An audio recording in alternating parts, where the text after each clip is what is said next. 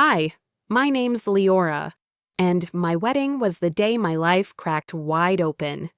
In front of 250 guests, my husband slapped me while I was pregnant, after his sister leaned in and whispered one sentence.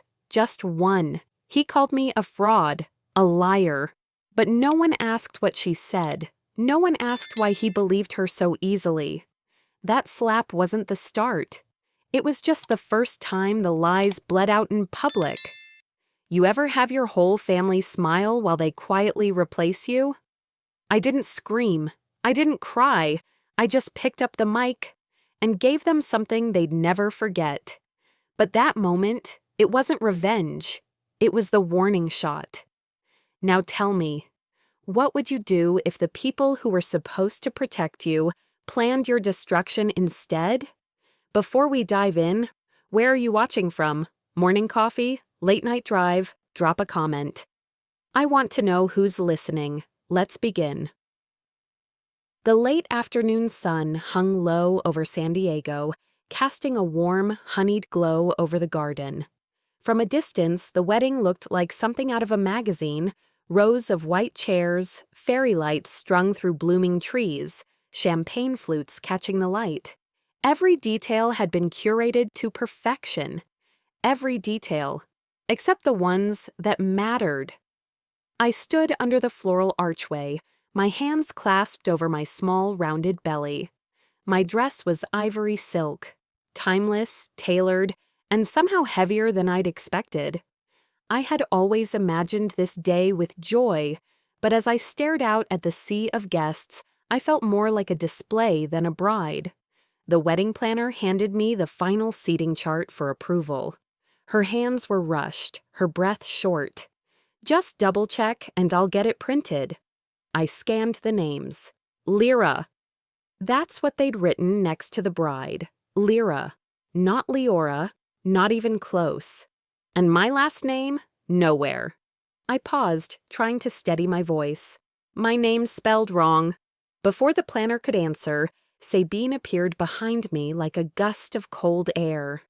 "Tiny mistake," she said, brushing an invisible speck off my shoulder. "No one will notice." I looked at her. Her lipstick was flawless, her smile even more so. "I noticed," I said softly. She raised an eyebrow. "Well, don't let that ruin your big day." I nodded, offering the planner a tight smile and handing her back the clipboard. My fingers trembled slightly, but I kept my face still. Moments later, I found the table assignments. My parents, Anna and David, were listed at Table 9. Table 9 was near the restroom, practically behind the catering station. I stared at it for a while, a simple rearrangement, probably just an oversight. It didn't matter. They wouldn't care. They'd say, "We're just happy to be here." I said nothing, because it was supposed to be a perfect day. Because raising your voice at a wedding is the kind of thing people remember. Because I've been trained to believe that silence keeps peace. My mother used to call me her quiet star. "You always know how to keep the calm," she'd say. What she meant was, you know how to make yourself smaller so no one else feels uncomfortable. The ceremony started. Vance looked handsome. Handsome in that way that made you forget what he said last night, or the night before. The way he said I was lucky to be with someone like him. The way he called my dreams cute before bed. I smiled through it.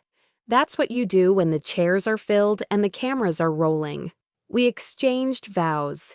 His were charming, mine were heartfelt. I saw a few guests dab their eyes. The applause faded as we took our seats at the head table.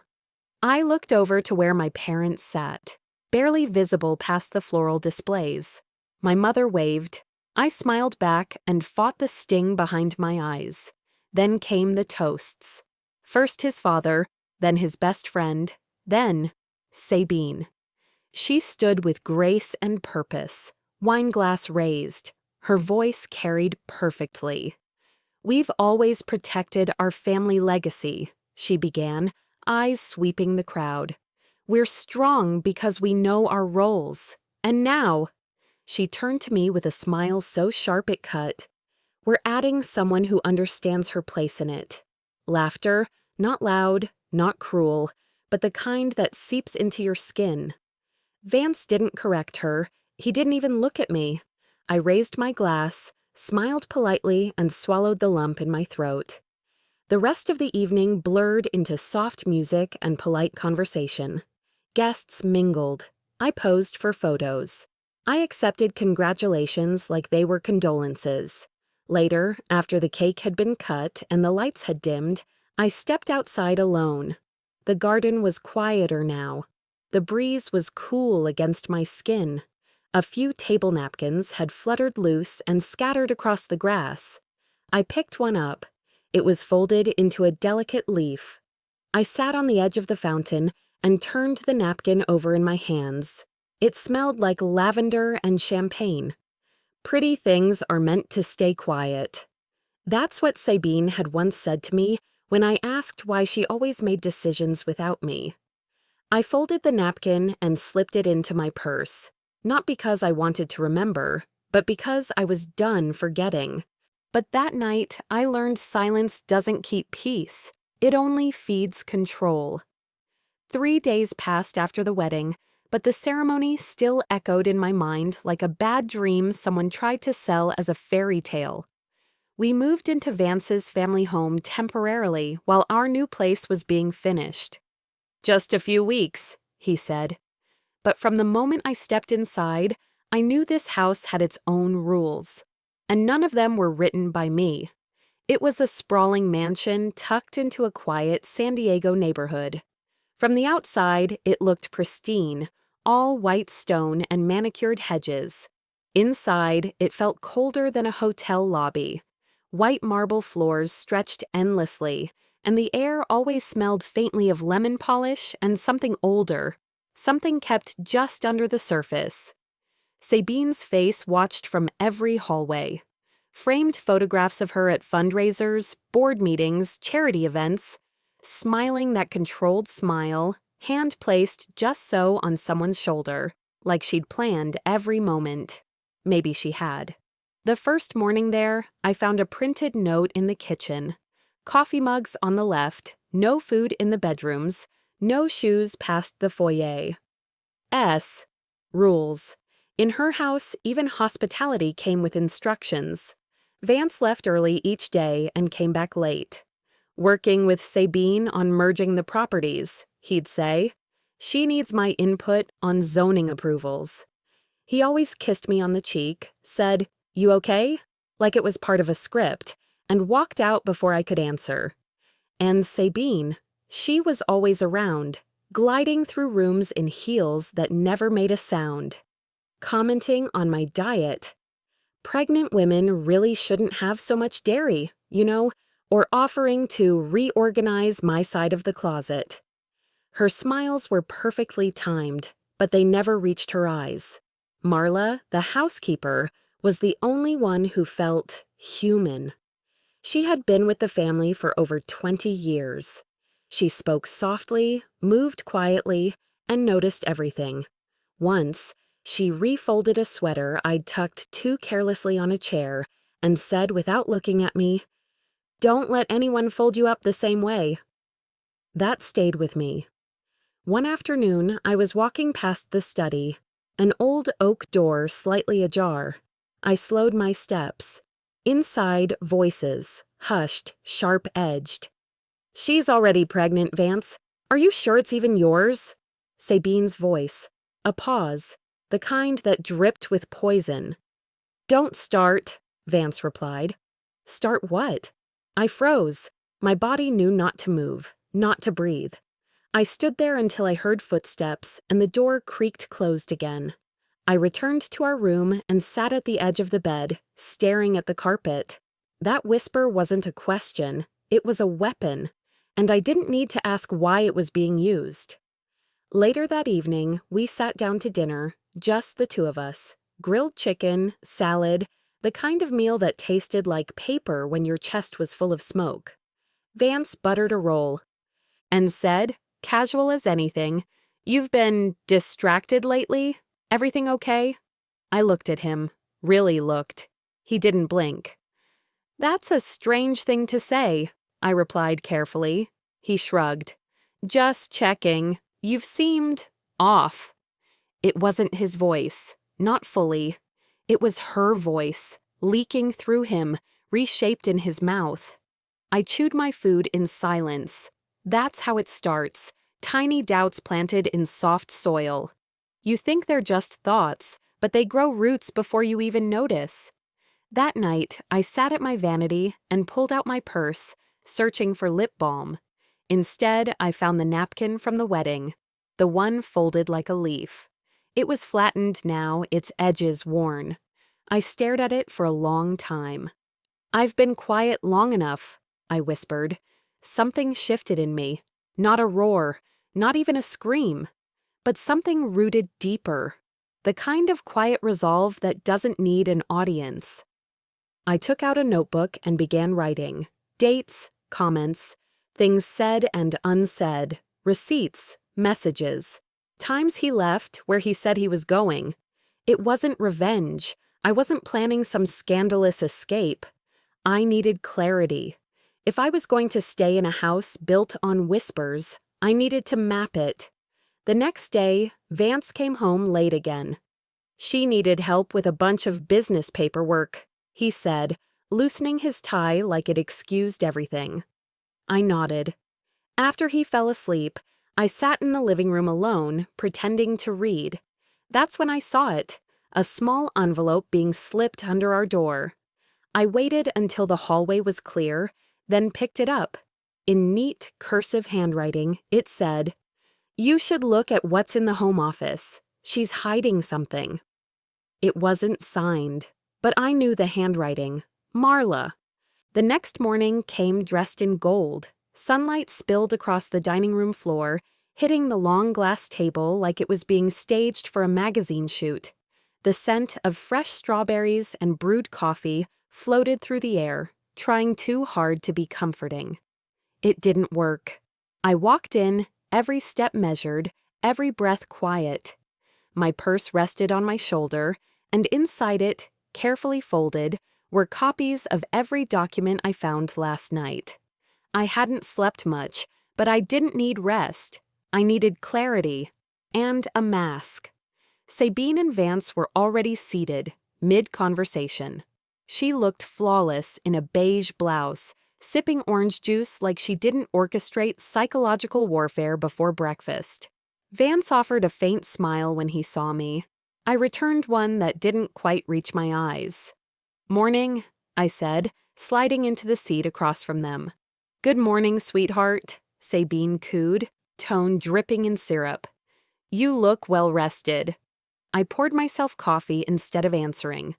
Marla was quietly placing napkins and topping off cups, but she met my eye just for a second. A silent nod.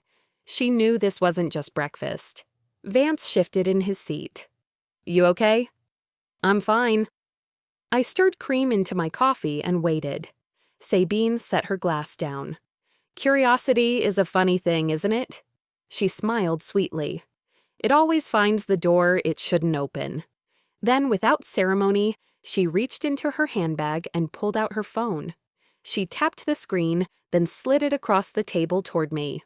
On it, a black and white image, security camera footage. Me, entering the home office last night. My heart jumped, but my face didn't. I took a slow sip of coffee. "Curiosity can be dangerous, dear," she said lightly. "Especially when you have nothing to hide, right?" I met her stare and smiled, calm as I could fake. "I was looking for a pen." Her laugh was soft, but it scraped. "Then you must have found much more than that." Vance's eyes flicked between us. "Okay, what's going on?" Sabine turned to him with a practiced look of concern. "We just want to make sure everyone's aligned, that there aren't misunderstandings." I put my coffee down, slowly. "I understand perfectly." "Good." Sabine leaned back, pleased with herself. The air turned thick. The kind of silence that comes just before something breaks. She reached for a folded paper on the table. I knew it before she unfolded it. "I had the prenup filed yesterday," she said casually, like she was noting the weather. Vance blinked. "Wait, what prenup?" Sabine didn't even look at him. "Just in case. These things are standard." The document was the same one I saw in the office. The clause about reputation, the forfeiture of assets. It was real now, legal, filed. She had taken my discovery and turned it into a checkmate. I could feel my baby shift slightly, a reminder that I wasn't alone, that I had someone to protect, and they were trying to strip away every layer I had left. Still, I smiled, just a tilt of the lips. Sabine picked up something else from the table, my napkin, the same one from the wedding, the leaf fold I'd unknowingly dropped from my purse this morning. "You kept this," she said, lifting it like it was a piece of trash. I looked at her directly. Some people keep things they didn't earn. I just keep reminders. Her expression cracked, just barely. But I saw it. So did Marla. I pushed back from the table, standing slowly. "Thank you for breakfast," I said, brushing imaginary crumbs from my dress. "But I need to lie down for a bit. The baby's been active." Vance looked at me, unsure. "You sure you're okay?" I paused, then leaned down just enough to whisper, "Tell her to stop pretending she's part of us." Then I walked out, calm, steady, leaving the napkin on the table like a calling card. Behind me, the silence returned, but this time it wasn't mine. It was theirs. And for the first time, I didn't feel like I was shrinking. I felt like I was growing into something they wouldn't see coming. That night, I found something in Sabine's office that made me realize she was scared of me too. The house had settled into its usual silence, but tonight it felt heavier, almost alive. I could hear the refrigerator's low hum and the slow tick of the grandfather clock at the end of the hall, counting each second like a warning. Vance was upstairs asleep, or pretending to be. I didn't care which. I moved down the hallway barefoot, one hand steadying my stomach, the other holding the small brass key I'd found days ago in a vase of fake orchids. It had been too deliberate a hiding place to be random. I'd kept it tucked in my pocket ever since, waiting for a night like this. Sabine's office door was slightly open, just as it had been the first time. Maybe it was an invitation, maybe a trap. Either way, I wasn't backing down. Inside, the room looked frozen in time. Everything too perfect, too symmetrical. Her desk gleamed under the dim lamp, not a speck of dust on its surface. A faint trace of her perfume lingered. Expensive, suffocating, unmistakable. I moved to the desk. Every drawer was locked except one. I used the key on the middle drawer, and with a soft click, it opened. Inside were stacks of folders, labeled in that precise handwriting I'd learned to despise. One of them caught my eye. A cream-colored envelope with my name on it, my handwriting. I froze. I pulled it out and unfolded the paper inside. It was written on my own stationery, the kind I used to write notes at work. And it was signed with my name, every curve and slant identical. Only I hadn't written it. The letter read, "Vance, I can't live with this lie anymore. I betrayed you. The child isn't yours." The date on top was last week. I stared at the words until they blurred. For a second, I couldn't breathe. My hand gripped the paper so tight it began to crinkle. The ink, the phrasing, even the spacing, it was perfect. Someone had studied me, mimicked me. Sabine hadn't just forged a signature this time. She'd forged a confession. She wasn't preparing for my fall. She was building it. A sudden sound. A floorboard creaked behind me. I turned sharply, heart pounding. But it was only Marla, standing in the doorway, her face pale under the dim light. "You shouldn't be here," she whispered. "If she finds you again, she'll make you disappear quietly." "I need to know what she's planning." Marla's lips pressed into a thin line. She's always planning. Then she stepped back, fading into the hallway. I turned back to the drawer. My pulse still raced, but I wasn't afraid anymore. I was furious. Under the letter, another folder sat, thicker. I opened it, printed screenshots, text messages. From an unknown number, E. The messages looked intimate. The fake me said things like, "Last night was worth every risk." She'd created an entire affair, a digital ghost, enough to destroy me completely, if released. Every line was calculated, the timestamps, the tone, even the typos, just enough to feel real. I felt my stomach twist, but not from fear this time. From something else, rage so sharp it burned clean. For years, I'd built homes from nothing, from rubble and forgotten foundations. That's what architects do. They see the ruin and still find structure. And now, Sabine had built her house of lies. I'd just found its blueprints. I pulled a candle from the shelf and lit it with a lighter I found in the drawer. The small flame flickered, its reflection trembling across the desk. I held the letter above it, close enough to feel the heat. For a moment, I wanted to watch it burn, to see it curl and vanish. But then a voice inside me said no. "Not yet," I whispered. "Evidence burns last."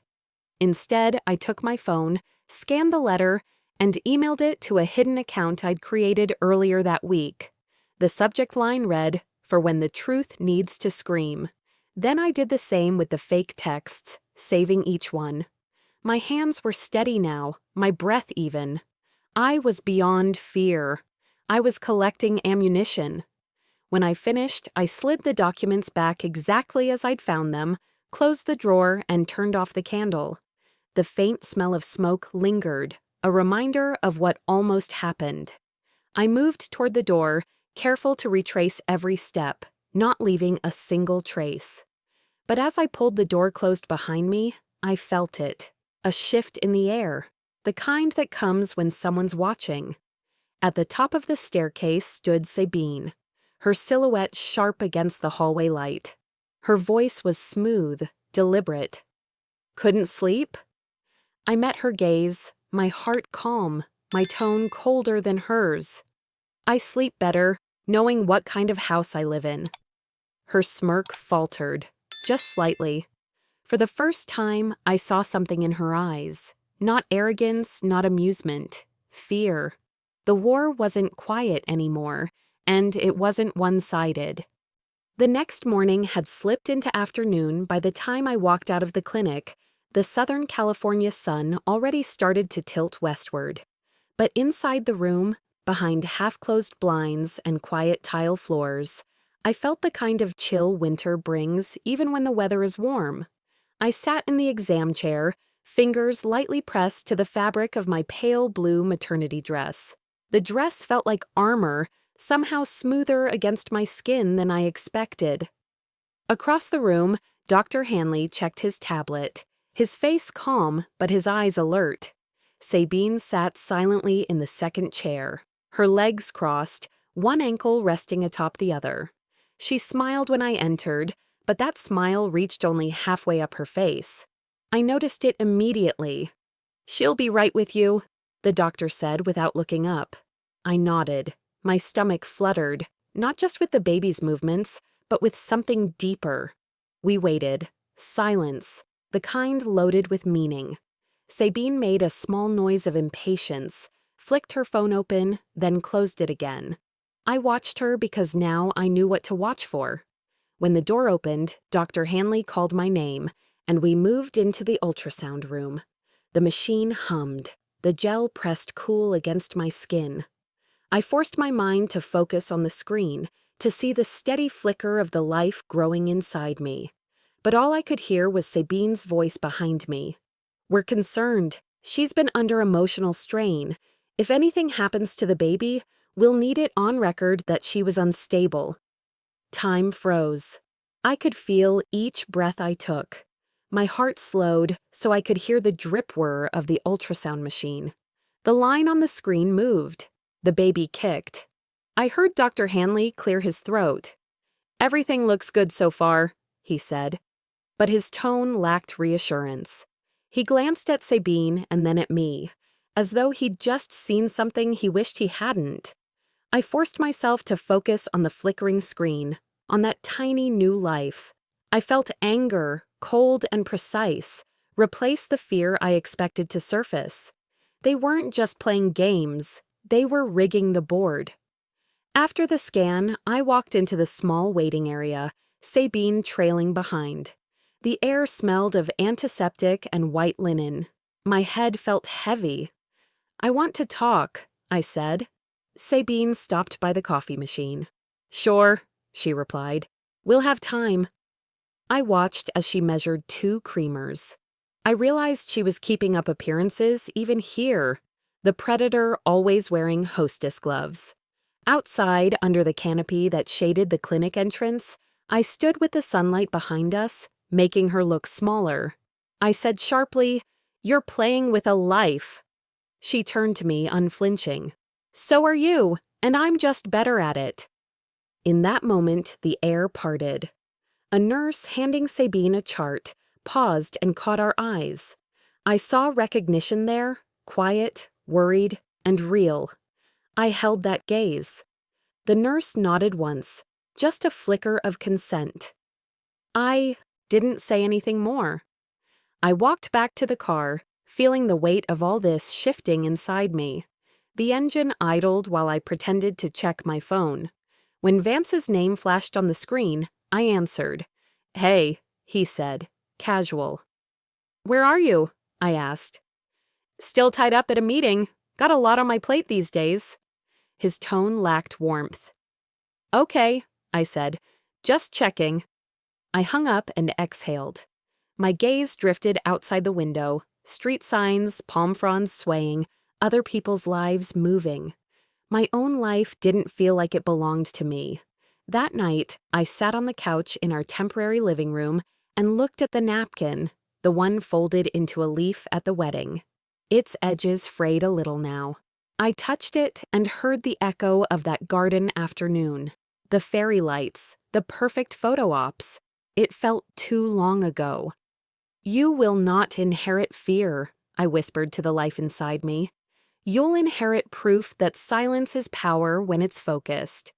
I placed the napkin in a small wooden box I labeled "For Later." The box sat beside my laptop. It blinked with the draft email I'd prepared for the lawyer years back, the accountant, the nurse. I hit send. First to the accountant. He'd seen the transactions. Second to the lawyer. She had the original forged documents. Third to the nurse. She had overheard more than she meant to. The subject line for the emails: "When the truth breaks, remember this date." I didn't wait for responses. The pieces were in motion. As I climbed into bed, the house was still. But I wasn't asleep yet. I lay there, eyes open, listening. Listening for the next move. Because at this stage, it wasn't about survival. It was about strategy. I wasn't beyond fear, but I was beyond wait and see. I had drawn a line, and I was willing to stand behind it. The phone started buzzing just after dawn, a steady stream of notifications that broke the silence before I was fully awake. I rolled over, my hand reaching for the device on the night table. Its screen lit up with a dozen missed calls and hundreds of headlines. Architect bride exposed, pregnant with another man's child. Luxury wedding turns into scandal for Vance heir. Who really wrote the letter? My chest tightened, but I didn't jump up. I lay there for a moment, eyes closed, listening to the hum of the air conditioner and the distant crash of waves, reminding me I was still in California, still alive, still fighting. Marla's voice came through next. A soft knock at the door followed by a quiet entry. She held a cup of decaf and placed it gently on the bedside table. "They're saying your name all over," she whispered, eyes wide with concern. "I thought you should see this."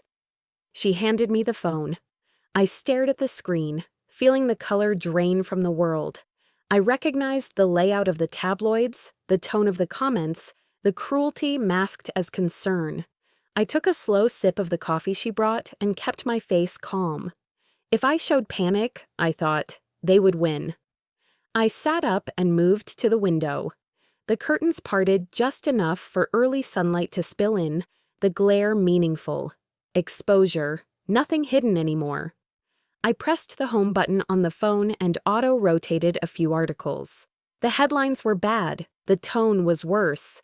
Fraud, cover-up, who are you, really? The message was clear. Your reputation is gone. My phone rang. Vance's name lit the screen. I hesitated, watching the glow. Finally, I answered. His voice was harsh. "Explain this," he said, and the slap of words landed. "Is it true? Did you lie to me this whole time?" I closed my eyes briefly. Then I looked at him and said quietly, "You've been living in her story, not mine." He didn't respond. The line cut off. Still, I stayed silent. I didn't cry. I didn't argue. Because I realized in that moment that tears would look like weakness, and I'd already been boxed into the corner of emotion for too long. If I wanted to win something, I had to change the rules. Mid-morning brought the real storm. Sabine walked into the living room, arms folded, hair perfect, smile measured. "I'm so sorry you had to see this in the morning," she said. "Please know we tried to protect you." Her eyes darted to my phone screen, still open on the coffee table. "It's for your own good," she added. "You know how image matters." She walked away. I watched her, seen but detached. The world around me started shifting, like the floor beneath me was tilting. My reputation, built carefully over more than a decade as an architect, my work, my trust, my integrity, it was all evaporating before my eyes. By midday, clients were calling. Some quietly asked for resignations. Others simply said, "We'll move in a different direction." Friends texted, "Are you okay?" But the subtext was, "Do we stay or do we go?" I closed my laptop. The cursor still glowed on yesterday's design file, one of my proudest pieces of work, in limbo. That evening, I opened the little wooden box I had labeled, "For later." Inside was the napkin, folded into a leaf at the wedding. I lifted it with a steady hand. Edges smudged, faint stain from tea, my tea from trembling hands. I whispered softly, "This was the day they humiliated me. Let it be the day I start writing their ending." I placed the napkin on my work table and stared at it until the room went dark, the only light from the street lamps outside. The silence stretched, and I felt the change. Humiliation turned into cold calculation. I was no longer reacting, I was planning. At 9:32 p.m., I dialed the lawyer's number I had saved a week ago. "Elliot," I said, "I want you to file something." The click on the line. His voice steady. "We'll need details." "One filing, defamation suit. Send a private notice to Sabine. No press yet. Let her sweat first." He paused. "Understood." I hung up and closed my eyes for a moment. The damage to my public image was real. But if I let them frame the narrative unchecked, I would lose more than my name. So instead of fighting, I chose the silent line. They wanted me quiet. So now I'll speak so softly that it'll echo forever. When I walked into the grand ballroom of the gala 3 months later, I felt both a stranger and a survivor. The towering windows in the San Diego venue framed the glittering skyline and palm trees, and inside the space was packed with familiar faces. The same guests who had attended our wedding, same crisp tuxedos, same string quartet playing Canon in D in the background. The difference this time wasn't in the decor. It was in me. I was visibly pregnant now. My pale blue dress curved gently over my belly, and I moved with a quiet confidence I had never allowed myself before. I'd said little publicly since the scandal. rumors whispering that I'd fled the city or dissolved our marriage in private. But here I was. I breathed in the scent of polished wood and fresh linen and quietly recalled the humiliation of that wedding day. I remembered the light, the flash of cameras, the whispered comments, and the moment everything shifted. My husband, Vance, sat near the head table but looked hollow. The years of being under Sabine's thumb, the constant gaslighting, the hidden files, the forged papers, all had caught up. I could see the lines that weren't there before, the fatigue behind his once cheerful greeting. Sabine stood on stage now under the spotlight, presiding over the 40 years of legacy gala for the family company. The LED screens behind her flashed images of the company's past, black and white photographs, and titles in gold: integrity, commitment, leadership. The audience applauded politely. She smiled, sweeping her gaze over the crowd as though she were the conductor of a perfect orchestra. As she began to speak, I observed quietly. I had crafted a plan in the weeks of silence. I had prepared for this. I had waited. Her words echoed, "We've built this company on our family values, on strength, loyalty, and vision, and now we embrace someone who carries that legacy forward." Her eyes flicked toward me, just for a moment, and the audience applauded again. Behind the smile, I saw tension flicker. The screen behind her glitched mid-sentence, then flicked to a video. A hush fell. The lights dimmed. The large screen filled with the image of our wedding day. The white chairs, the floral arch, my dress, Vance's hand raised, Sabine's voice whispered in his ear, and then the moment of impact. Vance's hand hitting my cheek as I stood in front of 250 guests. Gasps around the room. The music stopped. Sabine's face froze. Vance looked like someone who just realized he'd been duped. I took a breath, stepped forward to the edge of the stage, and waited. I said softly, but the microphone carried, "You told everyone I was a fraud in a white dress," I said. "Tonight, I thought I'd return the courtesy and show them who the real one is." My voice was steady. The cameras captured it. The guests shifted. I felt every second fully awake. Then I pressed a remote on the podium, and the screen changed. One by one, it displayed the forged contracts Sabine had signed, the fake letters, the doctored text messages, all traced back to her computer. The legend on the screen read simply, "Evidence." My lawyer, Elliot, stepped forward. He handed thick folders to press members in the front rows. They leaned in, whispered, snapped photos. The dossier was real. The trap they set for me was undone, and they were looking at the architect who had refused being the victim. Sabine rose, her composure cracking. "You'll regret this," she hissed, voice strained. I looked down, my hand pressed gently to my belly, and replied, "I already did, for 3 years. Tonight I stop." The applause came then, but it wasn't for Sabine, it was for the truth. Flashbulbs erupted. I felt the warm light wash over me, and I exhaled. As I walked off the stage, I glanced down. On the floor, I saw a napkin, folded in the same leaf shape from my wedding day. I bent to pick it up. I looked at it and whispered, "Full circle." I tucked it into my clutch, an emblem of everything I'd endured, everything I'd reclaimed. Someone approached. Vance, his tie loose, his eyes watery. "You should have told me," he said, nearly a whisper. I warmed my expression. "I tried," I said gently. "You just chose the wrong whisper to believe." Then I turned and walked away, steady and free for the first time, leaving behind a legacy built on truth, not falsehoods. The hall lights rose, conversations resumed, but nothing was the same. Sabine was escorted out, flanked by security. I stood in the hallway, feeling the cool rush of air conditioning and the hum of cameras in my ears. Marla met me briefly among the caterers. Her eyes said everything: pride, sorrow, solidarity. I nodded once and she smiled small. I knew the cost was high. My reputation, my sense of safety, my certainty had all been stripped. But tonight I had reclaimed something bigger, something lasting. 6 months passed like waves dissolving into shore.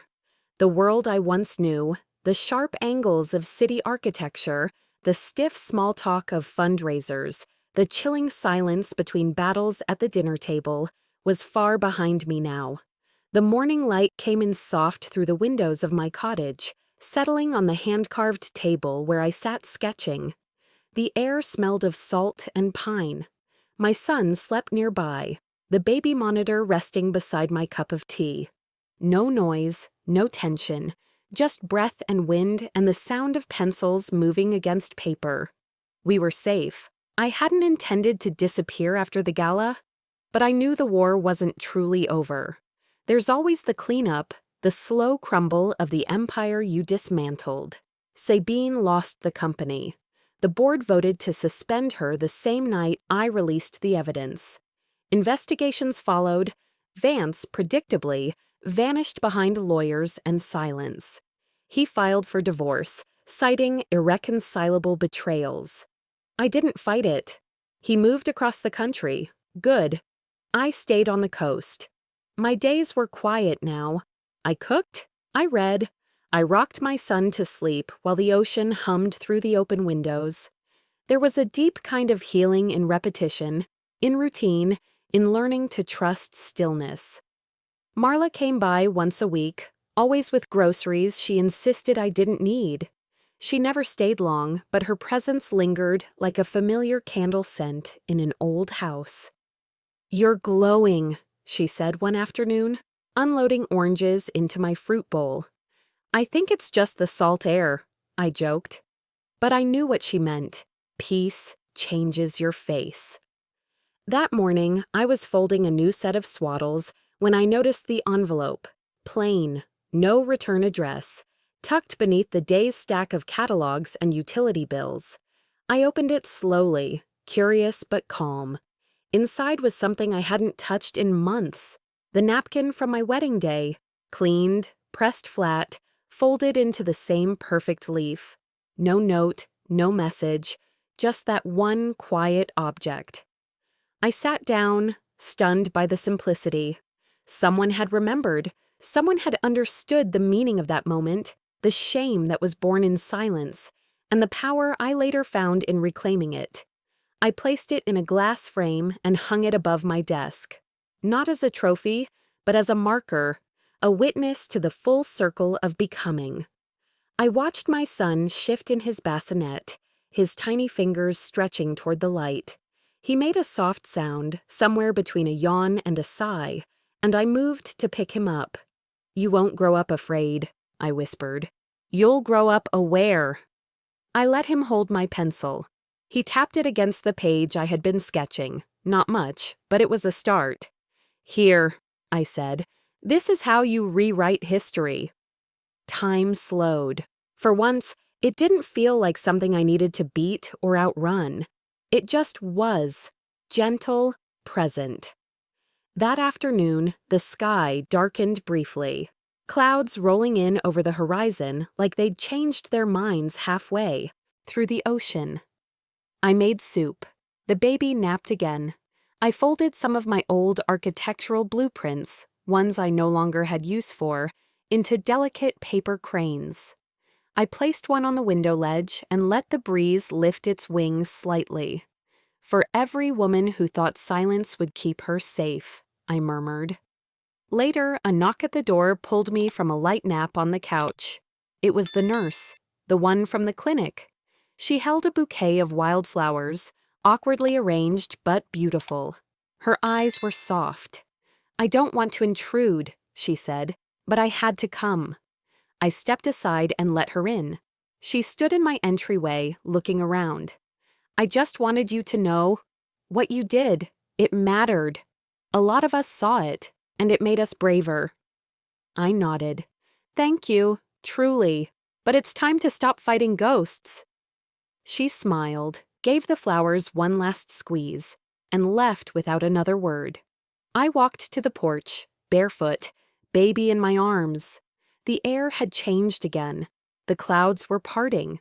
A golden thread of sun slipped through the sky like a promise being kept. We stood there for a while, watching waves reach for the shore again and again, without fear or expectation. Some wounds don't fully heal. Some nights still carry the echo of betrayal. But I wasn't trying to erase the past anymore. I was rewriting the ending. They said silence was weakness. But in the end, it was my silence that built the loudest truth they'd ever hear.